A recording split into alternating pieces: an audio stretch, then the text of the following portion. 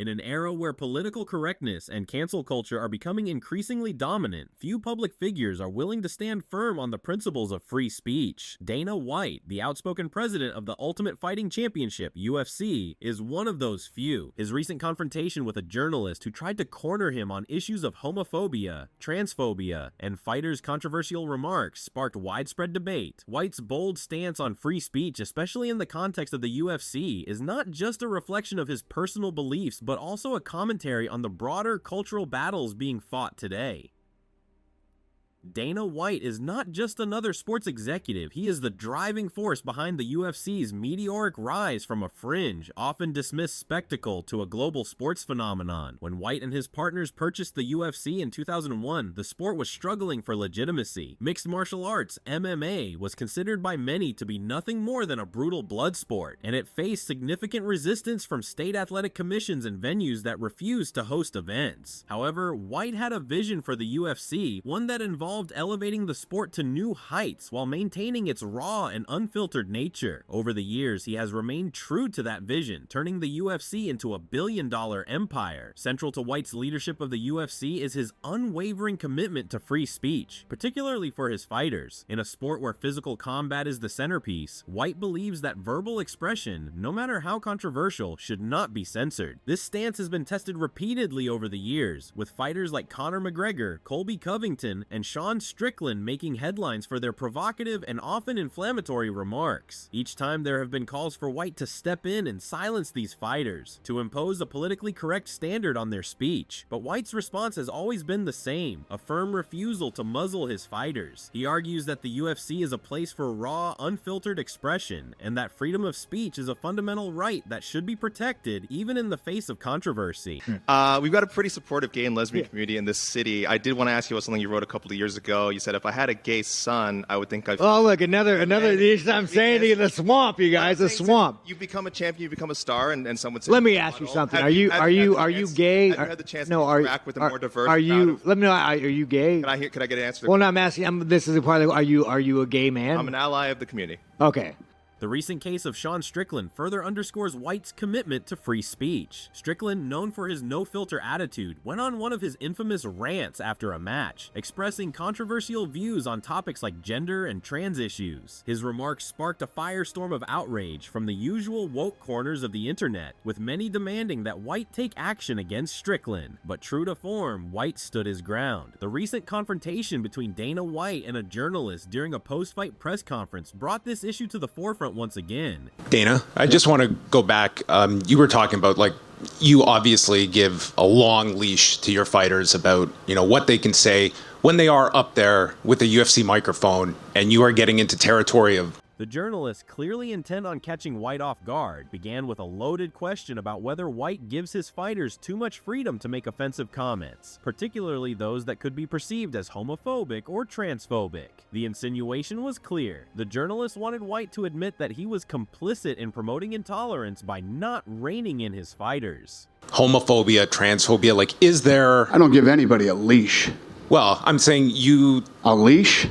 like... Free speech. I control what people say.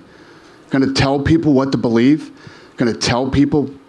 I don't fucking tell any other human being what to say, what to think, and there's no leashes on any of them.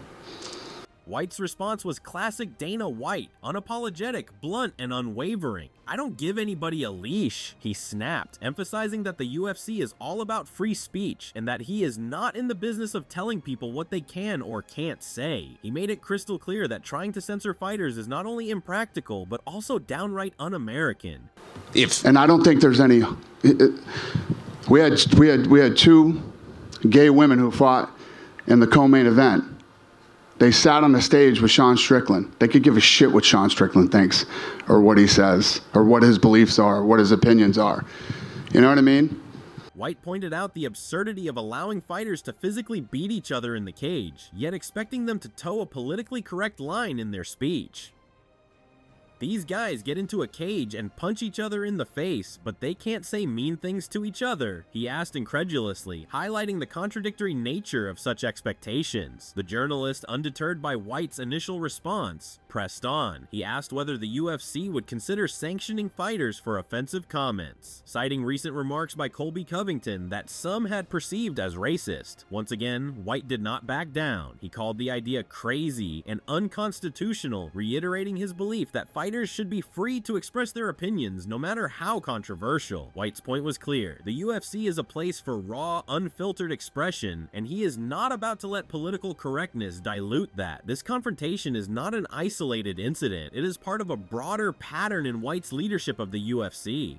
Over the years, he has consistently refused to bow to pressure from social media mobs and the so-called woke crowd. Whether it's standing up to the Nevada State Athletic Commission or pushing back against outraged reporters, White has shown that he values free speech above all else. This is not just about allowing fighters to talk trash, it's about defending a fundamental American value in an increasingly censorious climate. Look into my eyes, little man. Little Brazilian. Ooh, vamos, hey. What you got to say now, face to face? One of the most iconic examples of this stance came during the rise of Conor McGregor. Known for his relentless verbal assaults on opponents, McGregor often walked a fine line between hype and offense. In 2015, McGregor made headlines for his trash talk against Jose Aldo, whom he famously called a Brazilian little weasel. So how do you assess kind of how Conor's doing? Has he, he said some things that maybe some people think is crossing the line a bit. Do you feel that way at all, or do you think everything? It's a fight, man. Yeah. It's a fight. It's a fight, and it happens. Lines are going to be crossed. Everything will be settled July 11th. Yeah. Many called for White to step in and silence McGregor, arguing that his comments were disrespectful and crossed a line. But White refused, arguing that trash talk is part of the fight game and that fighters should be free to express themselves even if it means ruffling some feathers. This is the fight business, White said at the time. People have been talking smack since the beginning of time. Colby Covington is getting a lot of backlash for his racist comments discrediting the Black Lives Matter movement. The UFC fighter calling the movement a joke after defeating Tyron Woodley, a Black Lives Matter supporter, at UFC Vegas 11 last Saturday. He said, quote, "They're taking these people that are complete terrorists. They're taking these people that are criminals." Covington also said Woodley hates America.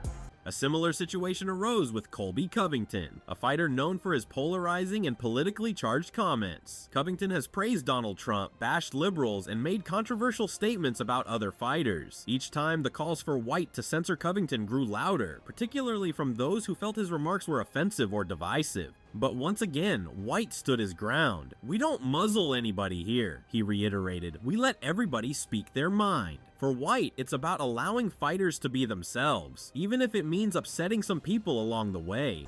Despite Covington facing backlash from fellow fighters and sponsors not agreeing with his words, UFC President Dana White said they will not muzzle anybody. The debate over whether the UFC should impose limits on what fighters can say continues, but White's position is clear. The UFC is a place for free expression, and he is not about to let anyone tell him or his fighters what they can or cannot say. Ultimately, Dana White's bold claim during the press conference was not just a defense of free speech, it was a challenge to the growing culture of censorship and political correctness. In an era where people are getting canceled left and right for the slightest misstep, White's refusal to bow to pressure is not just refreshing, it's revolutionary. His stance is a reminder that free speech is a fundamental right that must be protected, even in the face of controversy. As the debate over free speech and cancel culture continues to rage on, Dana White's leadership of the UFC stands as a testament to the importance of defending this core American value. Whether you agree with him or not, there is no denying that White's commitment to free expression has had a profound impact on the sport and on the broader cultural conversation. Thanks for watching. If you like this video, please hit that like button and subscribe for more. Let us know your thoughts in the comments below. See you in the next one.